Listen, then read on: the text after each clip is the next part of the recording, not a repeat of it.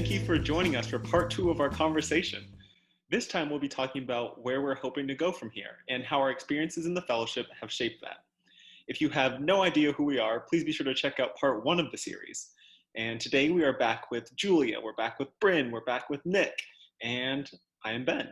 And to kick it off, we're going to start with our first little conversation topic of how have your experiences in the fellowship influenced your plans for your professional development trajectory? So to what extent does it motivate you to continue working in the environmental sector versus pivoting to something else? Yeah, so for me, the fellowship truly underlines the fact that I want to continue to challenge unjust equilibriums and create social and environmental impact. It also showed me that there are a bunch of really cool people rethinking the way that we do business to forward sustainable development. Of course, I knew there was a strong connection between the two, but the fellowship really demonstrated so many more interactions than I had previously identified. And there's a real opportunity and a need to be creative and think differently to address the challenges we face in the 21st century. And I've been so impressed with these entrepreneurs that we work with. They've been so successful at addressing those, which is so inspiring to me. And as for the environmental sector, I'm not necessarily looking to work in sustainable agriculture right away, for instance, but I'm positive that I want to, in some way or another, be contributing to sustainable development. I've been very interested in impact investing for some time and impact measuring, in large part thanks to the experience of the fellowship. That's so interesting, Bryn. And I think for me, I've sort of seen this transformation almost a little bit closer into the sphere where you sort of find yourself and where you're really interested. When we all applied for the fellowship, we were anticipating going into the field. I was really drawn to the fact that I was going to get to work with the farmers that were in the community that DIG was working with. And then I was going to get to see sustainable agriculture rooted in community being implemented. That was so exciting for me, and really where I really saw my professional path sort of leading me to. And what changed when the pandemic began and there was no longer an option for the international field component, we got to work a lot more with the executives of the enterprise and with the business side of the enterprise more than the field side and the farming side and the gardening side of the enterprise. And through that, as someone who had studied environmental science for the past 4 years and who really had had minimal exposure to business or economics or the intersection between the environment and business, to have this experience where we were working really closely with the executives and learning more about the business and the enterprise side of things, now I have this whole interest in exploring more in my sort of professional development trajectory where I can merge my passion for the environment, my passion for a more sustainable food system with now my interests and curiosities in business. So now when Bryn is talking about the circular economy or is talking about impact investing, I am so curious to hear more and learn more. And I think that I'm so grateful that this fellowship, although it wasn't able to, give us what the initial promise was because of the pandemic, it was able to, in some ways, provide me with so much more because it really allowed me to shift my focus and my area of interest and exposed me to something that no other experience or opportunity at Santa Clara has been able to. And so, the fact that I'm now considering some sort of work as a sustainability coordinator for a company is something that a couple months ago, I couldn't have told you I was going to be interested in. So it's really cool to sort of reflect and see that play out and be able to engage in conversations with people like Bryn who have similar interests. That is so interesting to hear, Julia. It actually sounds like we had fairly similar realizations, I guess, post-fellowship. And it's also interesting to hear how we've also talked about having this natural orientation for having some sort of professional career that's oriented towards helping others. And like you, I was super excited to go into the field. I love working hands-on and having that field work experience, but it was also interesting to start to learn the operational side of things. I didn't know all the resources and all the efforts that went into making a social enterprise run. like you see the impact, but you don't necessarily see all the little things that go into making that impact happen. And I was like a kid on Christmas, sitting in on all those interviews, just like, okay, you do this, okay, impact model, business model, you need investors, you need this. And all those little things just really sparked some sort of curiosity in me that's like, there's so much more to development than just, okay, this is what we need to do to get this person to this point. Like, there's the human component, but also there's a systems component. But yeah, I completely agree. It's been really interesting to get to see both sides of development, like the people and the systems. So now, Ben, for you, where do you how has your kind of professional trajectory changed as a result of seeing that? Yeah, so it's been a roller coaster ride. I've been all over the place in terms of, I guess, figuring out exactly what I want to do. And I guess through the fellowship experience, I also learned that it's important to cut yourself some slack and not, or and understand that you don't have to have your ideal job right away. Um, but I started the summer thinking that environmental law was the route for me because I was really interested in policy, and I felt that that was a great way to sort of be able to advocate and have some sort of impact. But the fellowship experience just reinforced the idea that I love being around people. I love having those close relationships. So now I'm looking at international development work, whether that's working for the UN or working for United States African Development Foundation, but sort of a role where, but there's also, like Britt was talking about, there's so many different options. Like you can do grant writing, you can do impact investing, but definitely some sort of role where I can do the behind the scenes, but also still get to interact with the people. I mean, you guys, Ben wasn't, he's putting this lightly. Ben wasn't just, interested in environmental law. He was studying for the LSAT and took the LSAT. So the fact that, the vocational discernment activities that we did in class and the conversations that we had and the reflections on the fellowship and even this conversation have sort of really allowed us to reassess and think through what, professionally is interesting to us. Nick, I'm curious. I know we're all curious to hear from you too. Yeah, no, I can definitely agree with Julia and Ben on that. And like what Ben was saying, like about the excitement about like really broadening and changing our interest based on the fellowship. I came at it, I guess, from a little different angle because I was just very interested in the hard sciences before. I thought I was going to go into research, and it just seemed like a natural progression for me to go to grad school and just focus on some ecological research. But GSBF really challenged that and kind of helped me to refocus like what I actually want to do and what I'm really excited about. And this both happened in like the action research, but also like the vocational discernment and the reflection that happened in the past fall was like super critical, and super important for how I like understand myself. And like, I feel like I just have a better understanding of like my place in the world now. And one thing that really came out of it for me was emphasizing like the social and the human aspect of ecology. I'd focused like mainly on the natural side, but really bringing that social aspect of it to light. Like they're pretty inseparable. So I guess for future project prospects, I'm kind of with Ben on like my options are seem kind of unlimited, which is kind of cool, a little bit daunting, but I guess I'm interested in the applied sciences right now, where I can like use the hard skills that I've learned through my environmental science and biology, like schooling, but then also, I don't know, be able to produce something that just seems more useful and more impactful, like directly to people. Yeah, that's so interesting. And I think it's so true that we were always challenged in the fellowship to think about all of the interactions that different systems have, like ecology and humans and the environment and, just systems in general. So it's been really cool to be able to explore all of those different sides and all of our curiosities.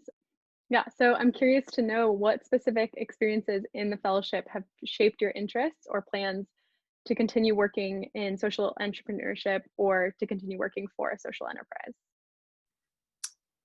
Yeah, I would say like for me, the single most impactful experience I had was when we started getting the transcripts back from the mental health interviews that we conducted, and just being able to, I guess, like see the information directly from the people and really listen to their stories and hear their stories, and then being able to turn around and create a trauma management curriculum, and really produce something that can be like beneficial to the people who helped inform it. And just seeing that direct impact was just so powerful. And kind of building off my previous answer, I'd just love to be able to incorporate this into my career in like applied sciences, hopefully, to be able to promote like localized community driven solutions. And again, I really don't know what form this would take or what sector exactly, but I would love to get back into the social enterprise space in some way. Yeah, I completely agree, Nick, that there's definitely need to, I guess, take some time, reflect, and sort of really pin down exactly what it is you want to get out of a career. But there's definitely a lot of value in a career in social entrepreneurship or working for a social enterprise. And I don't think I exactly nailed down what the most impactful moment was for me until probably about 2 or 3 weeks ago. And it's when Keith mentioned to me that if you only had a team full of dreamers, you'd be left with dreams. And for some reason, something in my head clicked, and it's like, that's so true. There's so much talk about wanting to be an innovator and thinking big picture, be a visionary. But there's less conversation about all the behind the scenes work that goes into making those visions a reality. So hearing that from Keith and then being able to think back through my time with PsychoConnect and see how PsychoConnect has this big mission of increasing income and bringing clients towards more sustainable livelihoods. And there's so many different components in place to help them reach those goals. And like you mentioned, Nick, actually seeing the impact that you can have through our deliverables on helping our enterprises meet those missions was extremely rewarding, just because it's nice to see that your work is valued, but also just in showing me that I can produce something that creates value. And that seems sort of, I guess, well, of course you can, but actually seeing that you can produce something that has a real world application and will affect so many people's lives, it's a powerful experience. And then just the process of being able to work with so many different people along the way and the collaboration sort of really made me start to think that if I don't necessarily work for a social enterprise directly, I feel social entrepreneurship or the idea of itself can be carried into so many different fields. You can take that idea of meeting people where they are and not losing the agency of the individual to any field. So I don't know exactly what field I'll end up in, but those ideas of social entrepreneurship will definitely be carried with me.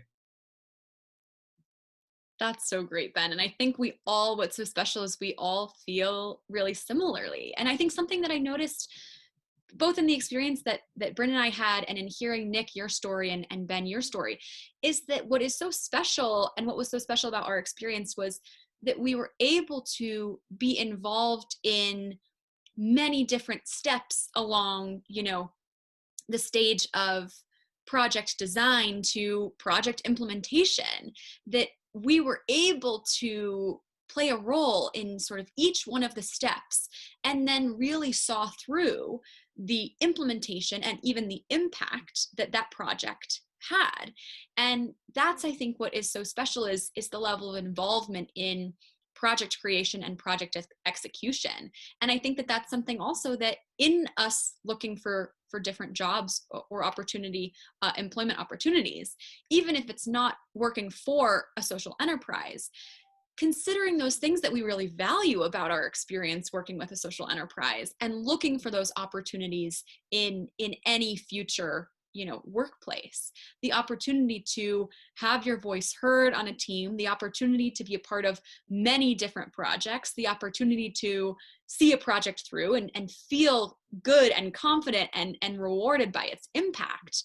All of those things are really important. So like you said, Ben, even if we choose not to work for a social enterprise, we won't lose the sort of what we value about that type of work and what we're looking for. And I think that's what's really important moving forward. And I guess for one last question to wrap up our conversation, what do you guys believe is the most powerful intervention point in addressing the current climate crisis? And how does this align or not with your vocational interests? I think that the most powerful intervention point is within our food system. If we can establish a level of food sovereignty within our communities, then I think that strengthens communities from the ground up, and sort of we can move forward in combating the climate crisis from there. Not only does sustainable agricultural production and a more localized food system reduce, the negative implications for in advancing climate change, but also it's going to allow more people to be involved in the fight against climate change. If we can ensure that everyone in our community is well fed by produce that is affordable, accessible, nutritious, grown using really sustainable practices, then everyone is not only well fed, but is also sort of feels attached to the movement and the fight against climate change. And so I think that is a really important intervention point. And I think that Bryn and I experienced that and learned so much more about that in our experience working with DIG. DIG is able to really transform the ways in which communities have access to nourishing food. And so if our food system can transition to something that's more localized, that is implementing more organic or agroecological practices, then we're feeding a community of people who can be involved in the fight against climate change, and we're also reducing the negative implications of food production on the environment. And so I think that it's almost, it can combat two problems at the same time, and I think that's what's so important about it. Yeah, I completely agree, Julie. I think sort of starting at a more localized level with something that's so integral to everyone's lives, such as food, that's a great way to start combating our current climate crisis. I, along similar lines, think that the most important or most powerful point of intervention is around education. We talked about it a little bit earlier, but I think it's really important that the visibility of the climate crisis is increased. Climate change is one of those problems where you don't really see it. You only really see its effects. So the only way to really get people to understand its impacts is to bring it close to them. I know there's this big idea where all of developed countries, or not all, but a lot of the developed countries are responsible for producing a lot of our carbon emissions, a lot of our waste. But we often don't have to look at that or see it because we send it off to other places. So it's almost an out of sight, out of mind idea. And that allows for people to get a little complacent when it comes to the fight against the climate crisis. So I think that increasing that visibility through different educational programs and making genuine connections with people would be a powerful way to, continue to build up and, fuel the fire in this fight against the climate crisis. Through the fellowship, one thing that I learned is the importance of telling a story. Oftentimes, storytelling isn't something that's looked at as being very academic, but there is an art and there's a skill involved in being able to tell a story that can connect with people. You need something compelling that's going to make people want to hear more. And I feel that's something that's currently lacking in the environmental movement. There's a lot of science, there's a lot of hard data, but there's not a lot of stories. There's not a lot of faces behind the lives that are being lost. There's not a lot of faces behind the different species that are going extinct. So I think it's really important that as environmentalists and just as people in general, we get better at telling these stories and really connecting the effects of climate change back to the lives that are being affected by it. Yeah, I completely agree with what both of you are saying. And I think that what's at the core of both of those points is that it's important to bring everyone into the conversation of addressing the climate crisis. All communities need to be part of the conversation.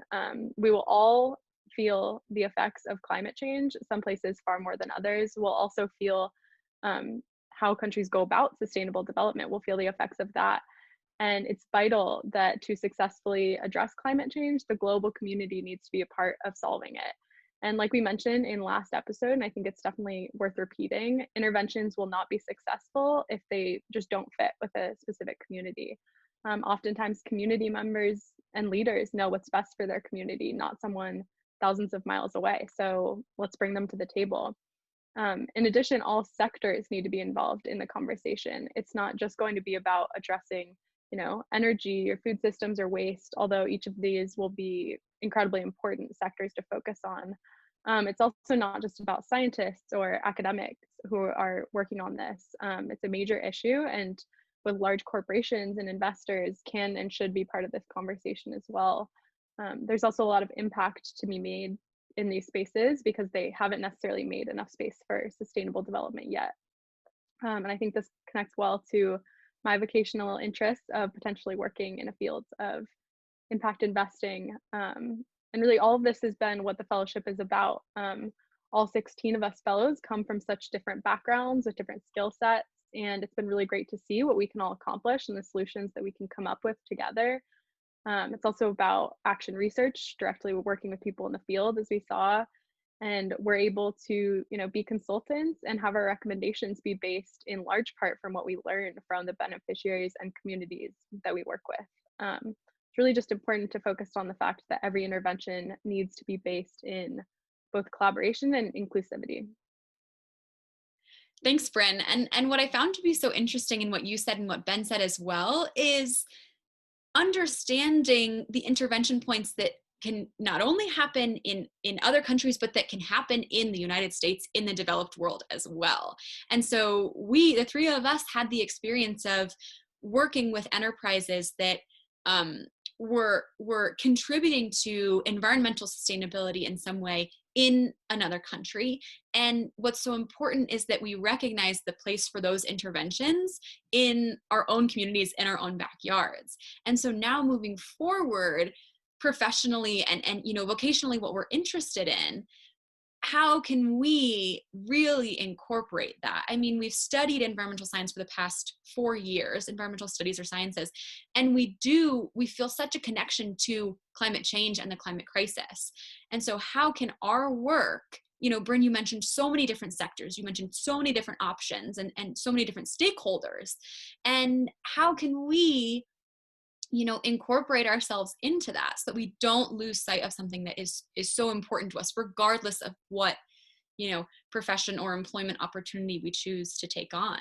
And so I really appreciate you both saying that in a fellowship that is sort of rooted in this international component, recognizing that, understanding the importance of sustainable development and the climate crisis and its effect on developing countries, but also its effect and the potential interventions that can happen in developed countries. And that was so interesting to sort of think about. Yeah, that's so important, such an important part. And not only in our professional lives moving forward, but learning about how to integrate these things in our day-to-day lives. Of course, we're not perfect environmentalists, so I think there's still a lot to learn. And I learned a lot through the fellowship itself, especially our work with DIG. I know it was really cool to be working with farmers and beneficiaries, and then for Julia and I to work on the garden in our backyard or go to the farmers market together and have that idea that it's so important to have, local food systems, and using all the different parts of the plant was something that we really focused on a lot in our conversations with beneficiaries. Right. To recognize the value of small, local intervention. Just these small things that you can do in your life or in your relationship. I mean, Bryn totally inspired me and showed me all these different vegan recipes. And now when I think about cooking a meal, I'm not really thinking about any of the meat products that I could use. And Ben, you as well. I mean, you both have played such an important role in my sort of food journey and what's important to me. And just those small interventions have a big impact, because now it's something that I'm interested in, and maybe I can have the same effect on someone else. And so it's really sort of spreading at that point from the ground up. And those movements, those interventions that are happening and building from the ground up, can be really powerful as well, especially when accompanied by like top-down movements and policies and interventions as well. Absolutely, Julia. Well, we've had so much fun talking about all of the different ways the fellowship has impacted our lives, both personally and professionally. So thank you so much for tuning in to listen. Check out part 1 if you haven't already, and we'll see you next time. Thanks, everyone.